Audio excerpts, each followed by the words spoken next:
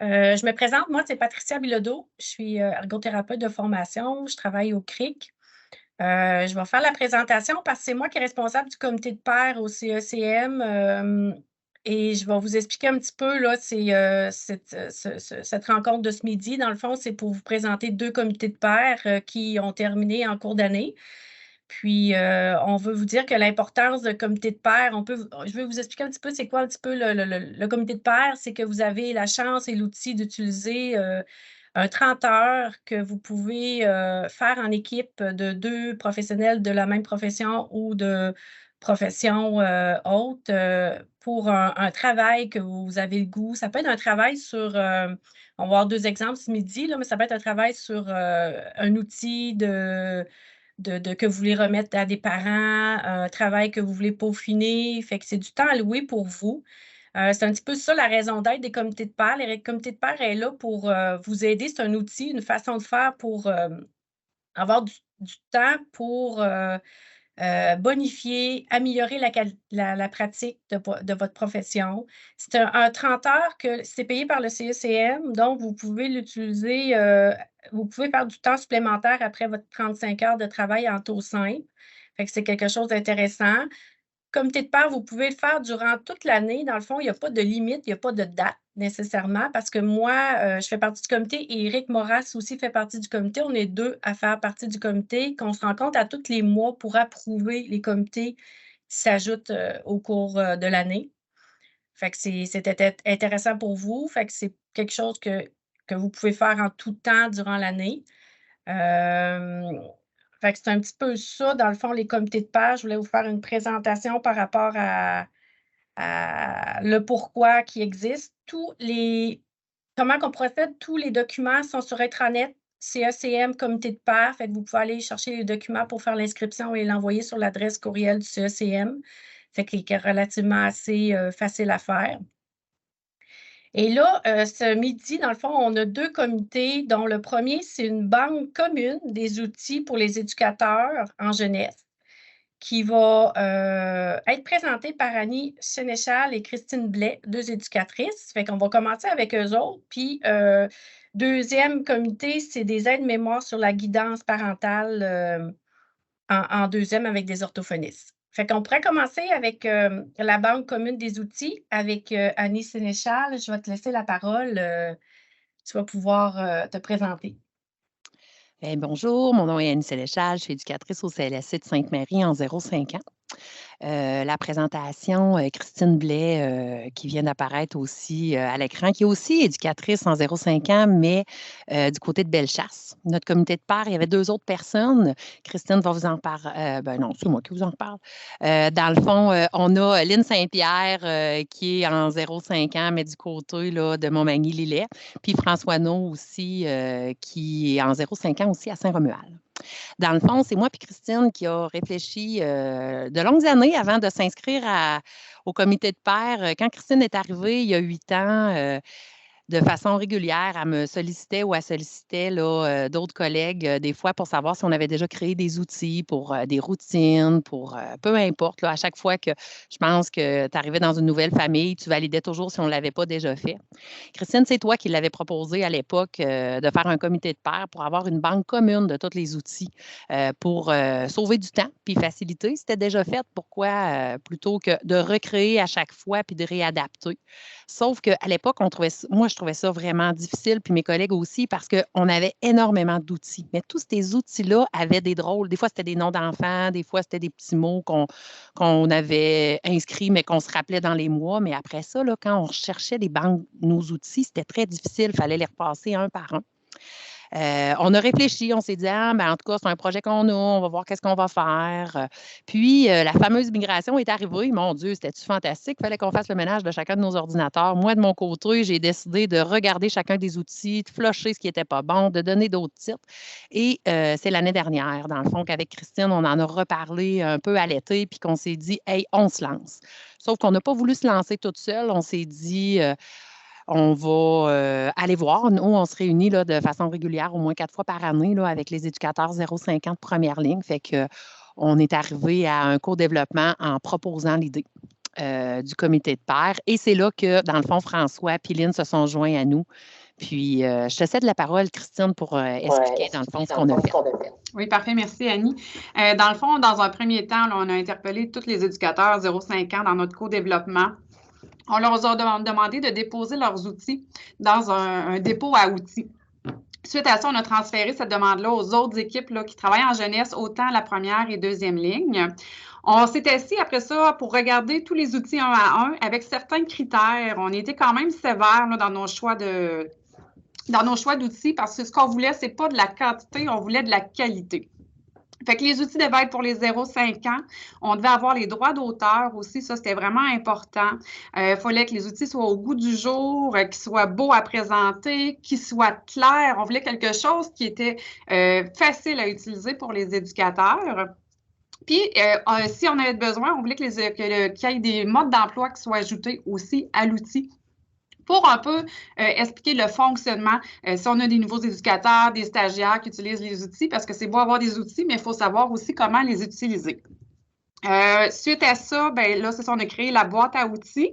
Je ne sais pas, Annie, si tu es capable de faire le partage d'écran. Je ne t'entends pas, Annie. Je devrais être capable. Je pense juste qu'il faut que ma caméra soit ouverte. Hein? Dans notre banque à outils, là, on l'a vraiment divisé en différentes sections. C'est quand même assez clair là, pour les éducateurs. C'est une banque d'outils qui a été créée vraiment expressément là, pour les éducateurs. Est-ce qu'on la voit, le partage? Oui. Là, on voit ton écran. Parfait. Je te laisse continuer. Est-ce que tu veux que je montre le chemin? Oui, tu peux montrer le chemin, mais c'est sûr que ce n'est pas tout le monde qui va avoir accès. Là. Fait que dans le fond, c'est dans le public. On va au niveau de la mission jeunesse, les services externes. Et on a notre boîte à outils. Fait que dans la boîte à outils, c'est ça, on l'a divisé en différentes sections qui sont quand même assez claires. On va vous démontrer peut-être 2 outils. Là, si tu vas peut-être dans les gestion des émotions. Les émotions vice-versa. Gestion des émotions vice-versa, ça pourrait être intéressant. C'est ça, fait qu'on a des outils où on a utilisé vraiment là, le visuel, puis un petit peu plus bas, là, on a vraiment toute l'explication de comment utiliser l'outil. C'est clair pour une personne qui prend l'outil, comment l'utiliser. Au niveau des routines, on a fait la même chose aussi. On a quand même on a divisé nos routines, là. Exemple, routine, on a vraiment différents thèmes, alimentation, apprentissage. Recule donc juste un petit peu, Annie. Ça, on a divisé vraiment alimentation, apprentissage de la propreté, bain, douche, dents, entrée scolaire, habillage intérieur, extérieur. On a vraiment toutes mis nos catégories. C'est quand même assez complet là, pour un éducateur. Puis au niveau des modèles, on a la routine de la journée. Ça, c'est un outil là, qui avait été fait là, pour le calendrier de la semaine. Donc, c'est un calendrier, si on veut mettre l'horaire de la garderie ou des choses qui sont prévues à l'agenda, avec tout un petit peu le mode d'emploi, les outils aussi. Fait que c'est déjà prêt à être utilisé. On ne voulait pas qu'il y ait de texte, de documents de référence. C'était vraiment des outils qu'on voulait aller chercher.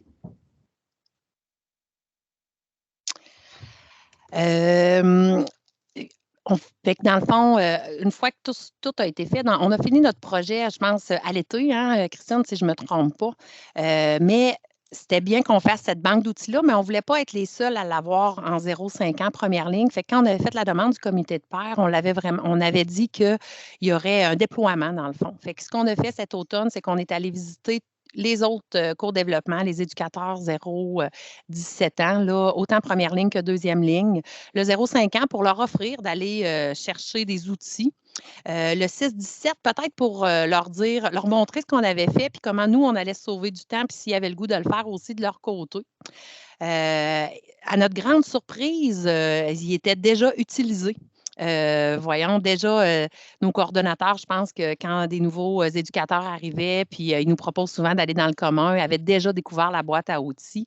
Puis, les gens nous disaient là, comment c'était facile, comment la qualité aussi des outils était intéressante. Les outils, il faut savoir qu'on ne les a pas mis en PDF, on les a laissés en Word pour permettre à chaque éducateur de pouvoir l'ajuster à chacune des familles. On leur a demandé d'être rigoureux, par exemple, de ne pas enregistrer leurs corrections, mais de l'enregistrer sur leurs choses choses à eux pour qu'on garde toujours là, notre modèle vierge. Là.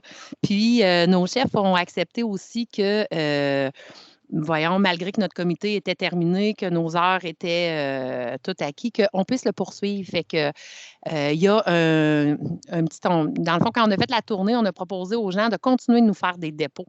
Fait que moi et Christine, de façon régulière, on va voir s'il y a des outils qui ont été déposés. On s'assure qu'ils répondent encore à ces critères-là. Puis on va upgrader là, au fil des années là, la boîte là, à outils 0,5 ans. Là. Je pense que ça fait pas mal le tour. Je ne sais pas si j'ai oublié quelque chose, les collègues. Ça fait quand même un tour. Je ne sais pas s'il y avait des questions peut-être, là, mais sinon...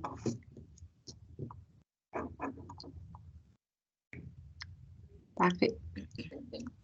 Oui, excusez-moi, il y a Carmen.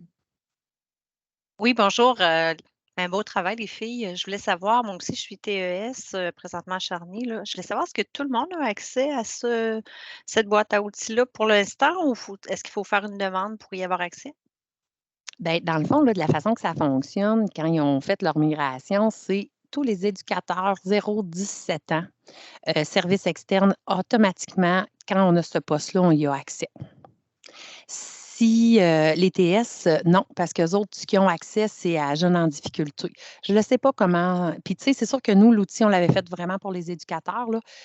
Mais je suis éducatrice. Peut-être vous avez peut-être compris TS, mais je suis éducatrice aussi comme. Mais est-ce que tu es éducatrice dans notre direction? Oui, des pédales. Là. Ben, bon, ouais, c'est ça. Je ne sais pas si. Dans la même direction. C'est ça.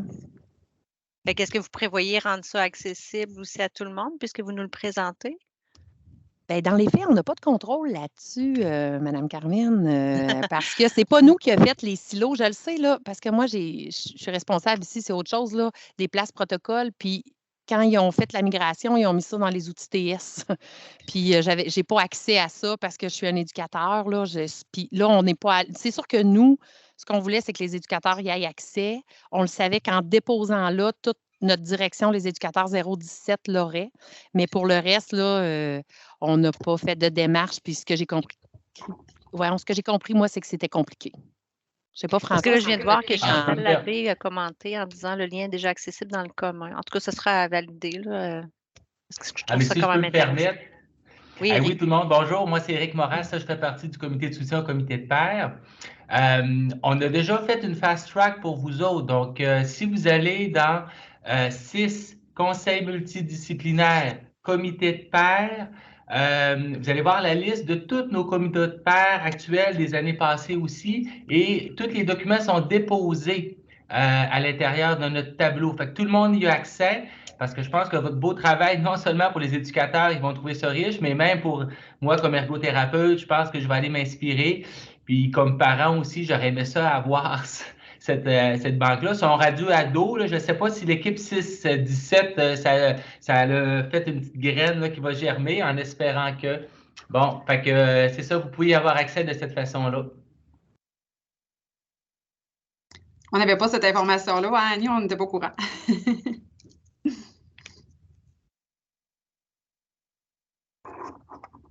Parfait. Myriam, t'avais-tu une question? Non, je voulais juste souligner un bon coup. L'équipe, le comité de pairs, a reçu une belle marque de reconnaissance là, à l'Association des conseils multidisciplinaires du Québec. Là, je l'ai mentionné hier à l'AGA. Ils ont été finalistes pour leur comité de pairs. Fait que c'est une belle marque de reconnaissance. Je voulais juste le mentionner. Là. Fait que bravo pour vos travaux. Oui, félicitations. Merci. Merci.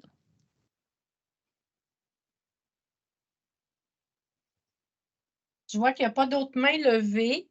On pourrait passer au deuxième comité de pairs qui est l'aide-mémoire sur la guidance parentale avec Geneviève Routier et Marie-Claude Hainaut. Bienvenue. Merci beaucoup, Patricia. Alors, bonjour tout le monde. J'entends un petit peu d'écho. Est-ce que c'est moi ou ça va? Alors, bonjour tout le monde, ça me fait plaisir aujourd'hui de vous présenter le comité de pairs en guidance parentale. Je me présente, moi c'est Geneviève Routier, je suis orthophoniste au programme en déficience du langage et en déficience motrice enfant au site de Thetford, donc au programme en déficience physique maintenant connu sous la DPDAR.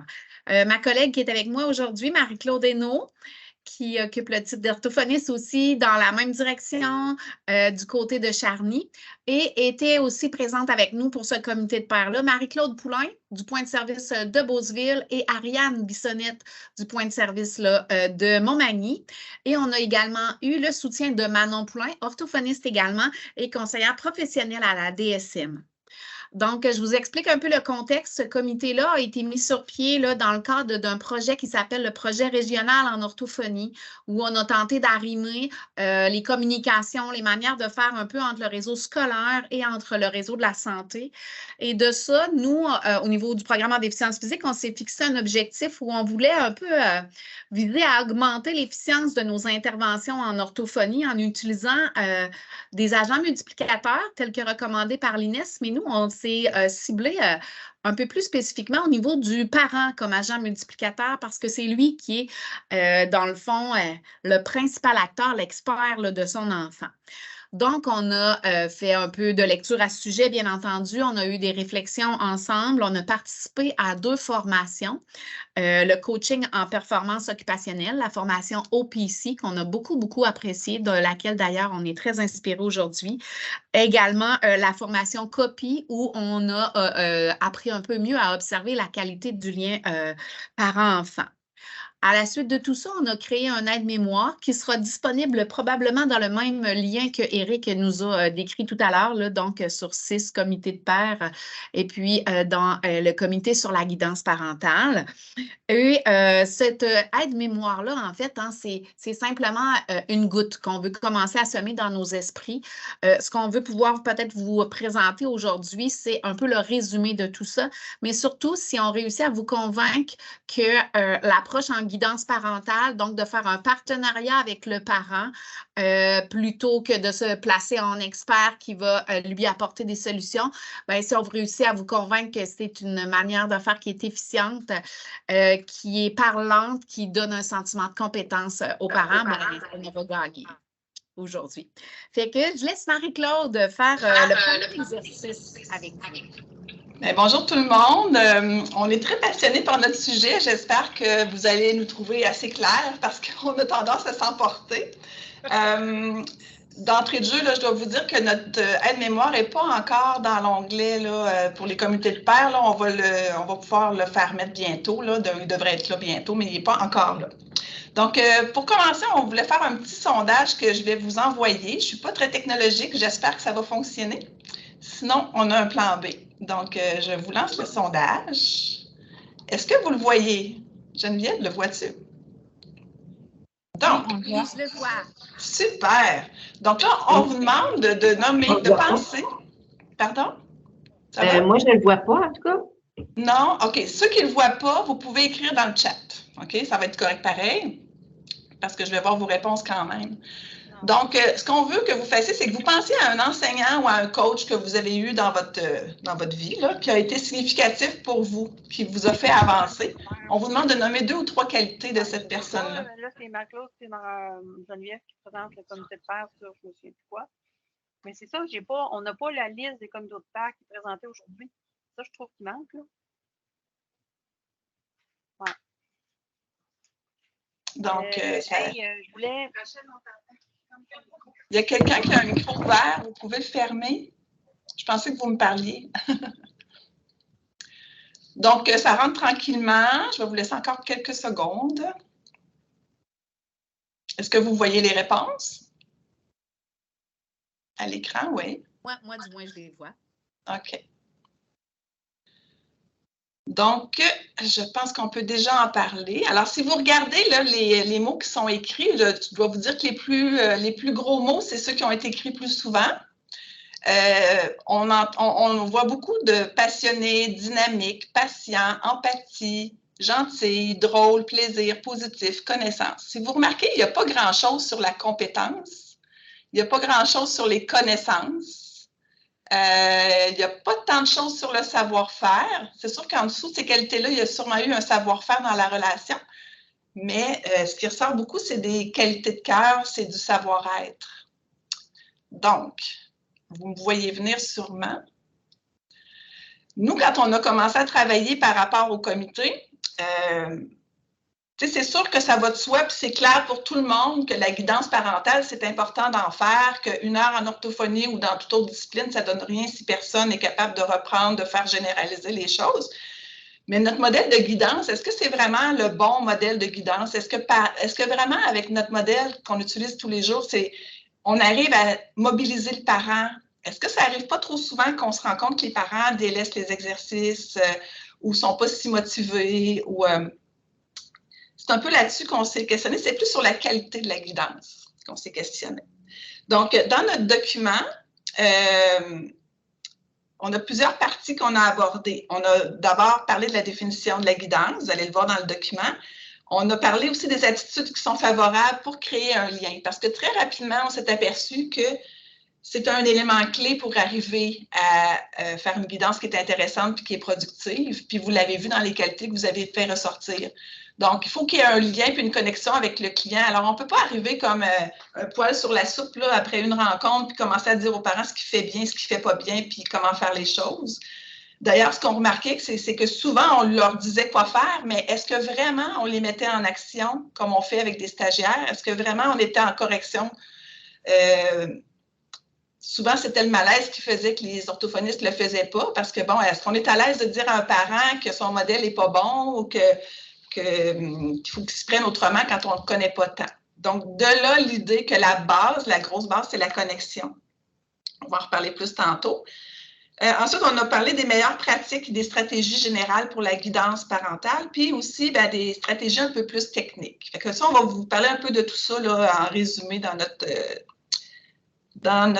petite présentation aujourd'hui. Donc, Geneviève. La définition, je peux peut-être vous en dire un mot. Je suis en train d'oublier.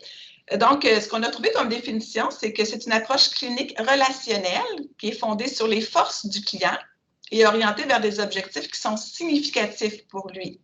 Tous ces mots-là, c'est des mots-clés, là, vraiment. Elle implique de faire équipe avec les clients afin de favoriser le changement par la connexion. Donc, ça encourage le développement des compétences, du sentiment de confiance du client pour qu'il puisse gérer les situations actuelles, mais aussi les situations futures de façon autonome, parce qu'un jour, on ne sera plus là. Donc, il faut qu'il soit capable de lui-même de se trouver des moyens pour que plus tard, quand il y aura des situations, il puisse aider son enfant sans toujours avoir affaire à un professionnel. Voilà, Geneviève, sur la connexion. Donc, ça peut vous paraître un peu dans nos têtes, hein? C'est comme beaucoup de la réflexion. Puis, j'ai omis de vous parler que, tu sais, tranquillement, pas vite, ce qu'on veut faire aussi, c'est certaines mesures de pérennité. Donc, nous, on a déjà fait descendre ces informations-là dans nos équipes. En travaillant là-dessus, on se rend compte qu'on a débuté le projet. Ce comité de pairs-là était adressé par des orthophonistes, mais finalement, il est beaucoup plus large que ça, d'où l'intérêt là, de vous le présenter aujourd'hui. Alors, c'est une grande réflexion. C'est un peu une philosophie, une approche qu'on tend à faire vivre de plus en plus dans les équipes. À l'ère où on cherche à faire plus avec moins, où on essaie d'être plus efficient, parfois on peut se poser la question, est-ce que j'ai vraiment le temps de connecter avec le parent? Mais ce qu'on se dit, et avec mon client de manière plus générale, mais la connexion, c'est le départ, c'est la clé de tout. La formatrice nous disait « connect before correct ». Hein? Donc, c'est la première chose. Ce qu'on veut, c'est un moment d'écoute réel. C'est de se déposer, d'être dans le moment présent avec l'enfant. Nous, on vous parle aujourd'hui des enfants, mais bien entendu, ça pourrait s'adapter à n'importe quelle clientèle. On veut que la première rencontre, elle soit simple, qu'elle ne soit pas remplie de formulaires, qu'elle soit positive, qu'elle soit dans un contexte le plus naturel possible. Certains d'entre vous ont la possibilité d'aller dans le domicile. Si ce n'est pas le cas, bien que ça puisse être fait dans un niveau qui est ajusté aux parents et à l'enfant. On veut que cette première rencontre-là, je dis la première, ça va peut-être se faire au fil du temps, mais qu'elle soit un endroit où le thérapeute va le moins possible se placer dans un niveau de spécialiste et où on va donner le pouvoir aux parents. La formatrice nous disait 80% du temps, le parent devrait être celui qui a la parole dans les premières rencontres, 20% du temps, le thérapeute, et on devrait être en mesure de tolérer les silences pour pouvoir bien ressentir là, avec le parent là, ce qu'il souhaite. Et à partir de cette connexion-là, on va être en mesure de bâtir et probablement qu'à long terme, comme Marie-Claude nous l'a dit, ça sera plus efficient parce que en ayant bien connecté avec le parent, on va être au fait de ce qui lui parle vraiment. On va le faire sentir compétent, lui. Et puis après ça, peut-être qu'il va moins mettre de côté les choses qu'on aura ciblées avec lui, là. Donc, c'est vraiment lui qui va être au centre de la réadaptation. Et on va le voir d'une manière qui est globale. On ne va pas être juste dans l'évaluation des capacités expressives ou juste dans l'évaluation de la capacité de l'enfant à faire sa routine du sommeil. On va être beaucoup plus dans la globalité là, de la famille et de la disponibilité de cette famille-là qui vit des enjeux souvent à plusieurs points. Donc, on l'écrivait puis on se disait c'est simple. Mais c'est simple, mais à la fois complexe. Puis vous l'avez bien vu ressortir dans le sondage que vous avez fait. C'est ça la base. Si on n'a pas connecté au départ, on n'arrivera pas à cheminer avec le parent et puis la réadaptation va être beaucoup moins efficiente. Alors, je te laisse, Marie-Claude, y aller avec nos petites questions où on va se poser la question. Qu'est-ce qui appartient à qui? Le pouvoir, il est au thérapeute ou il est au niveau du client ou du parent? Donc, si je pose quelques questions, disons que je me mets dans la peau de l'intervenant là, dans les premières rencontres ou dans les rencontres en général, puis Geneviève, tu me dis, parce que là, je pense qu'on ne pourra pas demander aux gens de s'exprimer, là, on n'a pas tant de temps que ça, on aimerait ça. Donc, si par exemple, je disais, justement, je viens de terminer une formation sur ce sujet-là. Vous pourriez écrire dans le chat, est-ce que vous pensez que le pouvoir, il est au niveau du parent ou de l'intervenant? Donc, je me permets de donner la réponse, Marie-Claude. Hein? On voit que si on y va à nommer les formations qu'on a, on se place déjà dans une position de spécialiste et déjà le parent se sent un peu moins compétent. Si on dit, décrivez-moi, c'est quoi une belle journée avec votre enfant? Ou décrivez-moi, c'est un moment où c'est agréable de communiquer avec votre enfant. Alors, à ce moment-ci, hein, vous pouvez voir dans la formulation de la question de Marie-Claude qu'on donne le pouvoir aux parents. Déjà, c'est lui qui est en mesure de nous dire c'est quoi les moments favorables dans sa journée où il va pouvoir avoir une belle communication avec son enfant et par la suite, peut-être certains objectifs un peu plus précis. Dans les situations où c'est habituellement un peu plus difficile avec votre enfant, est-ce qu'il y a des moments où vous avez essayé des choses puis que ça a fonctionné? Alors, plutôt à ce moment-là que d'arriver avec des recettes, hein, ce qu'on fait, c'est qu'on part des outils que le parent a déjà. On lui fait prendre un temps d'arrêt pour réfléchir sur ce qui fonctionne déjà pour être en mesure là, de réactualiser sa compétence dans les situations pour lesquelles il vient nous consulter. OK, vous voulez travailler tel son, mais là, je dois dire que votre objectif n'est pas réaliste. Là, on voit bien que Marie-Claude utilise sa compétence. Hein? Donc, elle utilise ses connaissances pour dire aux parents que peut-être que l'objectif que le parent a n'est pas réaliste. Une manière de l'amener va être souvent de poser la question aux parents puis de lui demander la permission. Dans ce que vous me décrivez aujourd'hui, me donnez-vous la permission de vous parler du développement normal chez les enfants atypiques, je devrais dire, chez les enfants, par exemple, de 4 ans, et en discutant avec nous, si le parent est ouvert à ça, il va dire « Ah, OK ». Donc, il va adhérer un peu mieux. Et que ça serait une bonne manière là, de lui présenter nos connaissances, mais d'une manière où on l'embarque avec nous dans l'équipe. Mais là, je vois que votre problème, votre enjeu, c'est par rapport à la routine du matin. Il ne comprend pas ce qu'il y a à faire. Ça vous prend vraiment des pictogrammes. J'en ai à vous suggérer. Alors là, clairement, on a une recette pour le parent. Le pictogramme, il va être utile. Puis tu vois, je fais un parallèle avec la belle boîte à outils là, que vous nous avez présentée. Je pense que j'ai particulièrement aimé le fait que vous nous disiez qu'elle était malléable parce que vous allez pouvoir partir du besoin du parent et puis après ça, aller la modifier en fonction de ce qui est discuté avec le parent. Donc, plutôt que d'arriver avec un outil qui est déjà monté, puis parfois qui fait moins adhérer le parent. La formatrice, elle nous disait qu'il y avait un papa qui avait dit que lui, sa technique pour que les matins se passent mieux, parce que l'enfant refusait de s'habiller, c'était qu'il avait choisi d'habiller son enfant la veille. Et au départ, elle était ergothérapeute, elle avait dit, ben, voyons, on ne peut pas faire ça. Mais ils l'ont essayé, puis ça a été satisfaisant pour le parent et pour l'enfant, puis ils se sont mis à avoir des meilleurs matins. Alors après ça, il a été disponible pour travailler d'autres objectifs. Donc, ça nous demande comme thérapeute d'avoir une grande ouverture à ce que peut-être les solutions soient un peu différentes de ce qu'on avait prévu, là. D'ailleurs, il y a des orthophonistes déjà qui ont commencé à l'utiliser, puis il est arrivé parfois que finalement, la cible d'intervention n'a pas été en orthophonie.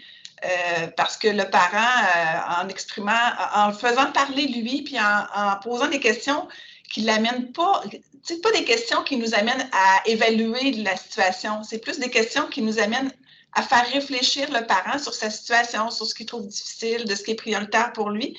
Finalement, le parent, ce qui ressortait, c'était beaucoup plus là, le stress par rapport au comportement de son enfant, puis des problèmes au niveau plus familial, plus au niveau monétaire, là. Ce qui fait qu'il y a eu comme quelque chose qui a été fait préalablement pour améliorer la relation parent-enfant. Donc, c'est des choses qui peuvent arriver parfois. Je pense que j'ai posé assez de questions. Hein, Geneviève, qu'est-ce que tu en penses? Oui, je pense que c'est bien, à moins qu'il y ait des gens là, qui aient des interventions à faire là-dessus. Donc, ce qu'on vous dit, c'est que d'abord, on veut qu'il y ait une connexion. Ensuite, on veut démontrer une ouverture, puis être beaucoup dans le mode « je questionne le parent d'une manière ouverte », ce qui peut parfois nous amener ailleurs. Donc, il faudrait être en mesure d'accueillir ces réponses-là. Dans la partie un peu plus stratégie sur la guidance, bien, une des choses qu'on peut dire dans les stratégies un peu plus techniques, c'est que on veut que le parent soit avec nous. On veut que le parent soit dans le local. On veut éviter d'utiliser les fenêtres d'observation comme c'était fait peut-être dans les premières années où Marc-Claude et moi, on a plus commencé à travailler. Donc, maintenant, on quitte le rôle d'expert, puis on est avec le parent dans le local. Et puis, ce qu'on veut, c'est qu'il travaille avec nous, qu'il joue avec nous pour être en mesure là, de faire de la guidance directement avec lui, là. Fait que ça, c'est une des choses qu'on pense qu'on doit se permettre de faire de plus en plus, là. Et d'ailleurs, ben, la raison pour laquelle souvent, des fois encore, il y a des gens qui sont tentés de mettre les parents à l'extérieur du local. Des fois, les parents vont le dire eux-mêmes, là, vont dire, bon, ils ne collaborent pas quand je suis là, la collaboration est moins bonne, tout ça. Ça, pour nous, tu sais, si on pense qu'on doit sortir le client de la relation, de la communication dans le jeu pour être capable d'avancer, mais on pourrait se demander comment il va faire le parent pour travailler à la maison. Premièrement, il n'y aura pas l'information autant. Deuxièmement, il ne se sera pas essayé puis il n'y aura pas eu nos conseils. Mais troisièmement, c'est que s'il n'est pas capable, si le fait qu'il soit dans le bureau fait qu'on ne peut pas travailler avec l'enfant, comment on peut penser qu'il va être capable de travailler avec son parent à la maison? Donc, je pense qu'il faut comme se remonter les manches, puis il faut attaquer le problème de front, puis essayer de voir qu'est-ce qui fait que ça ne fonctionne pas. Puis il y a plusieurs moyens qui sont possibles. Une de nos formations qu'on a eues était vraiment intéressante. C'était des outils pour observer la relation parent-enfant dans le jeu. Donc, des outils qu'on peut utiliser pour essayer d'aider le parent là-dedans pour qu'après, il soit en mesure de prendre, de s'engager dans la réadaptation avec son enfant. On était également on a extrapolé en se disant même au niveau de la fratrie, hein? Donc, le papa ou la maman qui n'a pas de petite gardienne ce jour-là, puis qui dit, ah ben là, je vais amener le petit frère ou je vais amener le grand frère, ça va déranger à la rencontre en ergo, en physio, en ortho. Certainement que notre cible va être peut-être un peu plus large ce jour-là, mais comme Marc-Claude l'a dit, ça fait partie du quotidien du parent. Alors, si plutôt on travaille avec le parent à réfléchir sur comment on va pouvoir intégrer ces choses-là en intégrant la fratrie, on est vraiment à mettre des chances de notre côté pour que ça soit plus facile à réactualiser. Puis si on considère tout ça puis qu'on est en partenariat, bien à ce moment-là, dans le fond, on va à long terme avoir une plus grande efficience là, dans la réadaptation.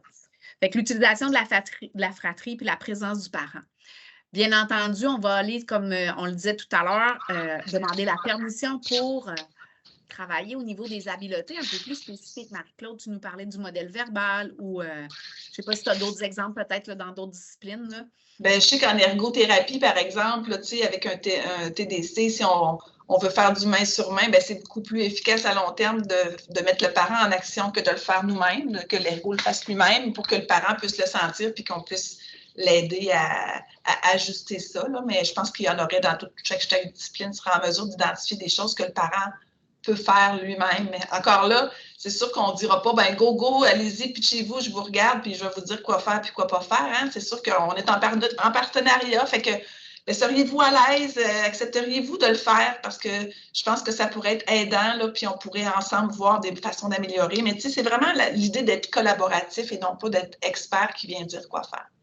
Dans la formation, elle nous a présenté une vidéo qui a été très intéressante d'une maman qui avait un enfant autiste, puis qui vivait une problématique, puis elle revenait auprès de l'ergo en privé là, parce qu'elle avait une problématique très précise qu'elle voulait régler, puis elle savait là, que ça fonctionnerait, puis c'est elle-même qui trouvait ses solutions, puis c'était très parlant parce que, en fait, au départ, elle disait que les gens lui avaient dit, tout le primaire de son enfant, tout le monde lui avait dit quoi faire, quoi pas faire, mettre des pictos, pas de pictos, bon. Puis elle disait, dans ma réalité, ça devenait très lourd, ça pesait lourd sur mes épaules, je me sentais pas bonne, j'avais l'impression que j'avais toujours besoin que les autres me disent quoi faire, puis des fois, je n'arrivais pas à le mettre dans mon quotidien, le moyen qui m'était soumis. Puis par une approche un peu plus collaborative, bien là, elle sentait qu'elle avait plus de pouvoir, puis avant d'appeler le thérapeute, bien, elle arrivait à mettre des choses en place elle-même pour arriver à résoudre ses difficultés. Là. Donc, c'était très parlant, là. Je t'ai interrompu, c'est bien correct. Ce qui est intéressant là, aussi, c'est de se dire que de ne pas balayer du revers de la main tout ce qu'on a fait d'une manière différente là, par le passé, mais simplement de se dire que nous, comme thérapeute, on peut se donner de petits objectifs de guidance. Hein. On va facilement revenir dans nos souliers où on va faire l'action, où on va peut-être proposer l'objectif, mais de se dire, aujourd'hui, je vais poser telle question ou aujourd'hui, je vais agir de telle manière avec l'enfant et le parent pour que nous, on progresse parce que c'est quand même un cheminement de thérapeute là, d'être capable de faire de la guidance. Puis également, au niveau du parent, parfois, il faut se faire un pas de recul et se dire que tout parent est en mesure d'être accompagné dans une guidance parentale. Il y a des familles, parfois, qu'on va se dire, ils ont la mère devant eux, hein, dans le fond, ils auraient beaucoup de choses à apprendre, mais on va choisir un objectif qui va être à leur portée. Et puis, si ce jour-là, c'est par exemple de passer un moment de proximité avec leur enfant, de qualité, bien, c'en est de la guidance parentale si on arrive à faire de petits objectifs comme ça également. Donc, d'être indulgent avec soi-même et d'être indulgent également avec les parents et de leur nommer que c'est peut-être différent des approches qu'ils ont déjà connues, mais que cette approche-là où nous, on devient leur coach, leur guide, va à long terme, comme le disait Marie-Claude, leur donner une compétence pour ne pas toujours être dépendant là, du professionnel. Ça fait pas mal le tour. Puis comme je le disais, nous, on s'est mis des mesures là, d'application puis de pérennité, puis c'est clair que là, on a l'air bien intelligente, là.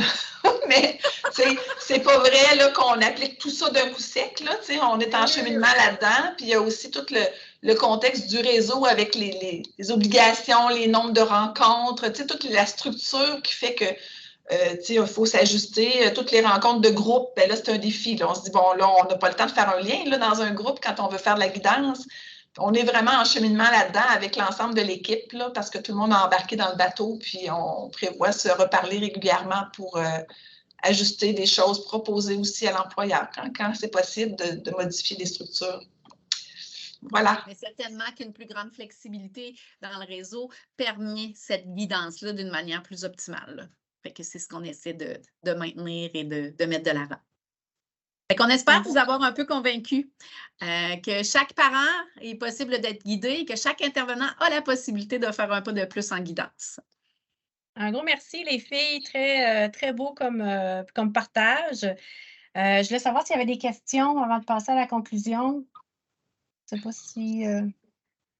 Pour l'instant, je ne vois pas de main levée. Fait que je pense que vous avez été clairs dans vos explications, les filles. Je vais laisser la parole à Éric Moras pour la conclusion de ce midi. Oui.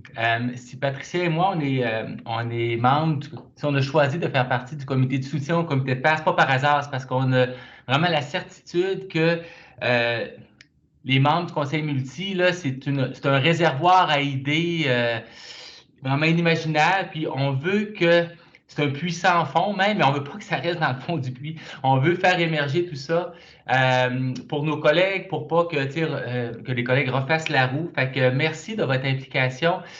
Quand j'ai vu nos 4 présentatrices, là, Lynn, Christine, Marie-Claude, Geneviève, j'ai vu votre passion, j'ai vu vos yeux pétiller, puis ça m'a amené une petite remarque bien personnelle. Là. Peut-être que vous n'êtes pas obligé d'adhérer à ça, mais je trouve que dans le CIS, en ce moment, on a plein de raisons d'être désengagés. Hein. Je ne veux pas faire, là, on sort d'une pandémie, on parle de la modulation des services, de la pénurie de personnel, il y a des révisions de gamme de services, puis on peut se sentir en mode survie, puis avoir le réflexe Mais moi, je vous dis, là, je ne sais pas votre expérience, mais moi, ce qui me mobilise, ce qui me donne un air d'aller, ce qui recharge mes batteries, c'est d'avoir un projet mobilisateur. Hein. Fait que là, il ne faudrait pas voir les comités de pairs, même comme une façon de recharger vos batteries et pas...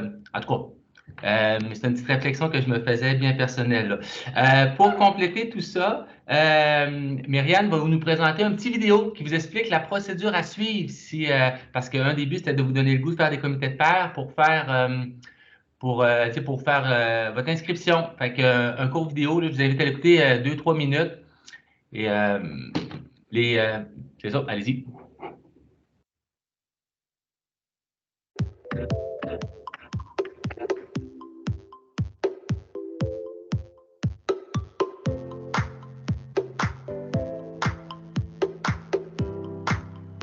Éric, dis-moi, tu attendais la musique d'introduction? Parfait. Planification de la semaine. Hey, je me rends compte que c'est déjà le temps de préparer l'intégration scolaire des enfants que je vois en thérapie. Hey, ça fait beaucoup de choses à penser, là.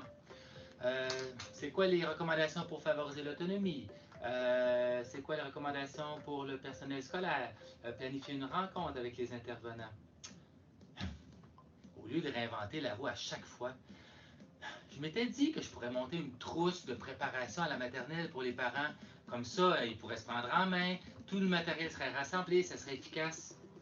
C'est une bonne idée? Je me lance. Alors, mon projet s'intitulera Trousse. Préparation. Maternelle. Et voilà. Je me lance.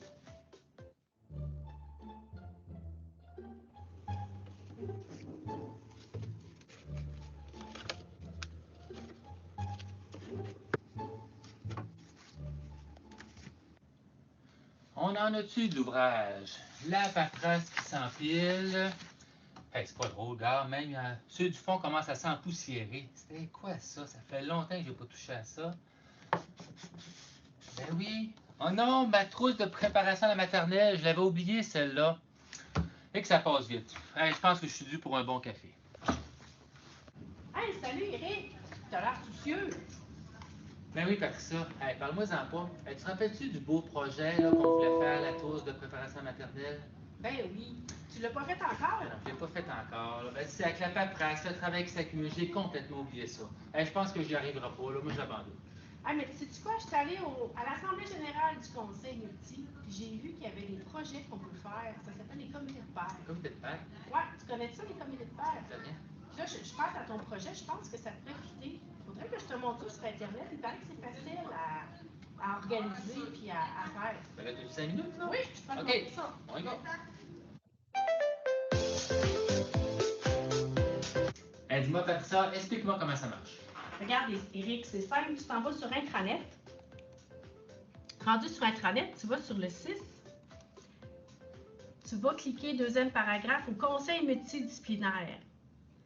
Suite à ça, tu t'en vas au comité de pairs. Ça explique un petit peu le comité de pairs, c'est quoi, puis ton projet, là, c'est-tu juste en ergothérapie ou ça implique d'autres collègues, d'autres professionnels? Maintenant que tu me fais penser, là, c'est pas seulement les ergos qui sont impliqués dans la préparation maternelle, mais c'est toute l'équipe inter. Ça veut dire que je pourrais faire un comité, pas de pair, mais interdisciplinaire. Effectivement. Okay. Votre comité peut être de 2 à 6 personnes. personnes pour faire le comité. Puis vous avez 30 heures pour le faire. C'est un 30 heures qui amène les budgets du département ou c'est qui? C'est un 30 heures qui est payé par le CM. Par le conseil multi. Par le conseil multi. Mais avant, vous devez avoir l'autorisation de votre gestionnaire pour avoir l'autorisation. D'accord. Et là, c'est quoi la première étape à faire pour faire une demande? C'est simple, vous descendez, vous allez avoir une fiche d'inscription comité de pairs. Fait que vous devez remplir la fiche d'inscription puis l'envoyer par courriel au comité multi. Vous devez attendre, vous allez avoir une petite présentation à faire au comité pour qu'il soit approuvé. Fait qu'une fois qu'il est approuvé, vous avez votre 30 heures pour faire votre trousse. Hey, c'est moins compliqué que je pensais, il y a seulement 2 pages. Effectivement. Bon. Mais ça, tu sais quoi, c'est pas mon problème. Tu as vu la pile qui s'allongeait, là, je manque toujours de temps. Mais vous pouvez faire du temps supplémentaire pour votre comité. Okay. C'est payé par le CECM à ce moment-là. Vous avez jusqu'à 40 heures par semaine que vous pouvez faire. OK. Fait que je fais mon 35 heures de temps régulier et un 5 heures payé par le conseil multi pour mon projet. Effectivement. Fait que c'est pas plus compliqué. Super, ça. Hey, merci, Patricia. On va commencer à compléter le formulaire.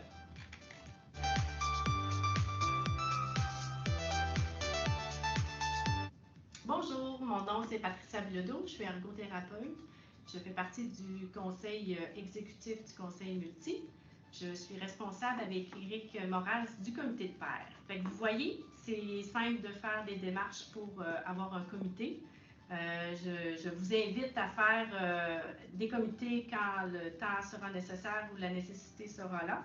Également, sur Intranet, vous pouvez aller voir qu'est-ce qui a été fait jusqu'à maintenant pour vous donner des idées de comité de pairs. La balle est dans votre camp, lancez-vous dans l'aventure.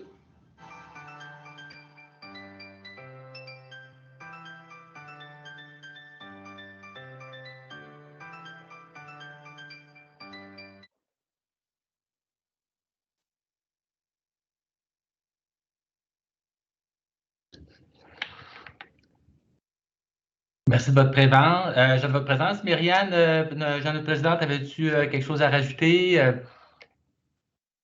Super belle présentation, Éric. Merci à nos invités, Marc-Claude, Geneviève, Christine, Annie. Ça a été super intéressant. En tout cas, ce que je retiens, finalement, il y avait un filon avec les 2 comités, les 2 travaux qui ont été présentés aujourd'hui. Puis ce que je retiens, Marc-Claude et Geneviève, là, durant votre présentation, c'était des conseils qui s'adressent pas juste aux orthophonistes, là, mais à tout intervenant qui travaille avec une clientèle jeunesse. Fait que bravo, on a de la belle expertise au CIS. Fait que merci d'avoir accepté de présenter aujourd'hui. Super intéressant. Merci Patricia et Éric, vous avez fait du beau boulot. Donc, je ne sais pas s'il y a quelqu'un qui veut rajouter d'autres choses, sinon, je ne pense pas. Donc, merci beaucoup. Fait que je vous souhaite une bonne après-midi.